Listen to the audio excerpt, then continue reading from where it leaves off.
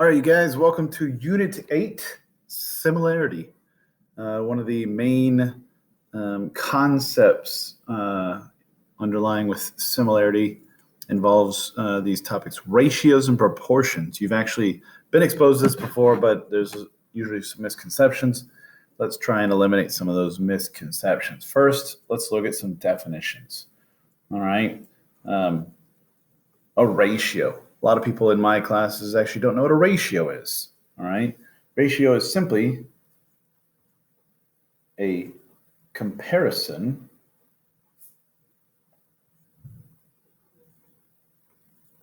between two elements or items or things, you could even say. All right. So a lot of times you'll see this written as in mathematics, a fraction. Sometimes you can see it even in English class written with a colon, like water is to cloud as blank is to volcano. All right. And that's the other way. So you can even write it out. A is to B. So we're just comparing things here if we're talking about a ratio. Now, when we get into a proportion, all right, a proportion exists when you have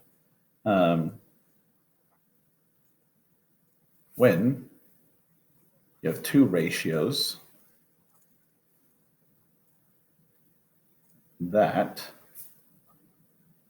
are equivalent or equal. All right, so there's a lot of simple ones. Like a lot of people know that 1/2 compared to 4/8. A lot of people know that both of those ratios are equal. All right, those are maybe a little bit more obvious. What if you looked at these two ratios, 6/9 compared to 10/15? This is a little bit less obvious. So the question is, how do I verify whether I have a proportion there? How do I know if those ratios are equal? Because they look different. So you got a couple of options. All right. You could take each fraction and reduce it. All right. 6/9, 3 goes into both of those. So I could divide a 3 out, leaving me with 2 in the top and 3 at the bottom. So that fraction actually reduces to 2/3. This can sometimes be referred to as the similarity ratio. Sometimes it's even in geometry, physical situations, might be referred to as the scale for a certain scenario. So 10/15, I can divide a 5 out of each of those. If I divide 10 by 5, I get 2. If I divide a 15 by 5, I get 3.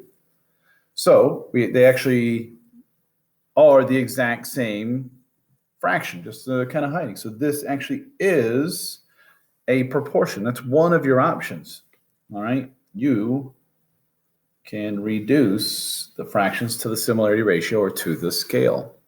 Your other option, which you've seen in middle school, is you can do what's called cross multiply. I know teachers, they try and present it a bunch of different ways, butterfly, and some even crazy teachers talk about bats and balls. That's the idea. Take the bottom of one fraction and multiply by the top of the other fraction. 9 times 10 is 90. And we do the bottom of the other fraction times the top of the other one. 15 times 6 happens to be 90. If we get the same number both times, that's a quick way to know that, yeah, I got a proportion. Okay, so you need to have one of these methods. If we're taking a test on paper, I would make sure that on paper you demonstrated one of these methods. Make sure you're investigating these. All right. But now let's say we actually knew we had a proportion. So this next little idea here, what if I knew that I had a proportion? So if I had a simple idea like I got 6 over 11 equals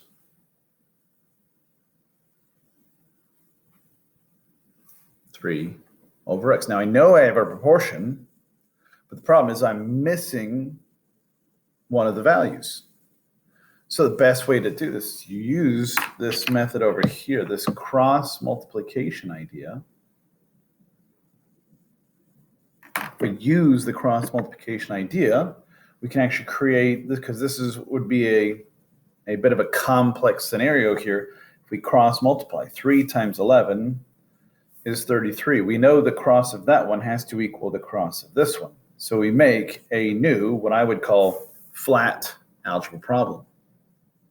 In order to continue to solve for x, I just got to get rid of that 6. Divide both sides by 6. Then x equals 33 divided by 6. Just so happens that reduces. I can divide a 3 out of both of them, which is 11 over 2, or you could say 5.5. Either one of these would be great answers, but it's kind of tough to see that x needs to be 5.5 for this to be a proportion. Using cross multiplication allows you to derive the answer, allows the answer to come to you a little bit easier than having to think of the answer. So if we continue, just understand these problems can get more difficult. So let's show you another couple of examples so that this makes sense.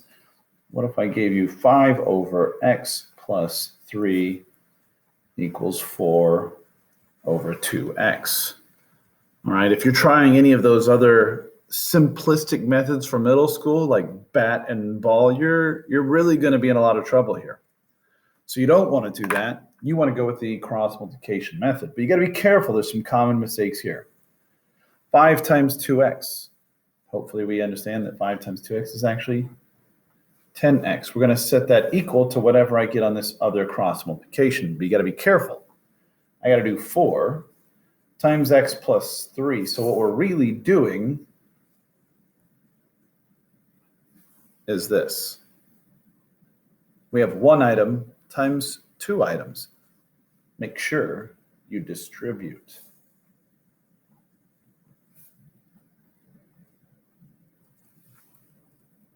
So if we end up here, we can finish the algebraic attack plan, move all the x's to the left side, and get rid of the number in front of x. And we find out x is 2. Okay? Cross multiplication is your best chance to have the answer come to you simply. All right?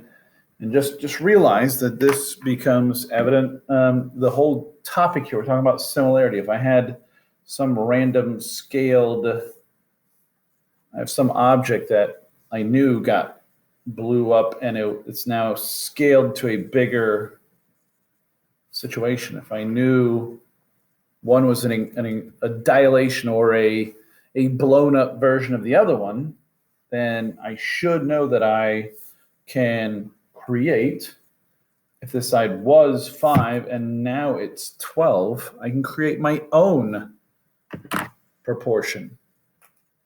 So I know that the side 5 compared to 12, if I'm again making a ratio, I'm comparing 5 to 12, that comparison has to be the same as this side x compared to its corresponding side over here. If I can make a proportion, everybody can solve this because we just need to cross multiply. 12 times x, 5 times 10 creates a new equation. Divide both sides by 12. And again, we'd want to reduce. Now a 2 comes out of each of these. That'll leave me with 25 in the top and 6 in the bottom. I don't see anything else that's going to come out of this. So I know that x has got to be this ugly number that nobody's ever going to guess, 25 over 6. All right, so just understand, you're going to have these scaled situations. You could have some presented proportions. Make sure you have a clear view on the attack method. And again, make sure you understand what the heck we're talking about. We're talking about ratios versus proportions. All right. We really want to know the definition of those. This class is heavy on the vocabulary. If you don't understand or comprehend the vocabulary, it's gonna be a big struggle. All right. So use this video if you need to. Watch it again, pause it, rewind it, do what you need to do. And if some of the things confusing, ask me in class. By the way, see you in class.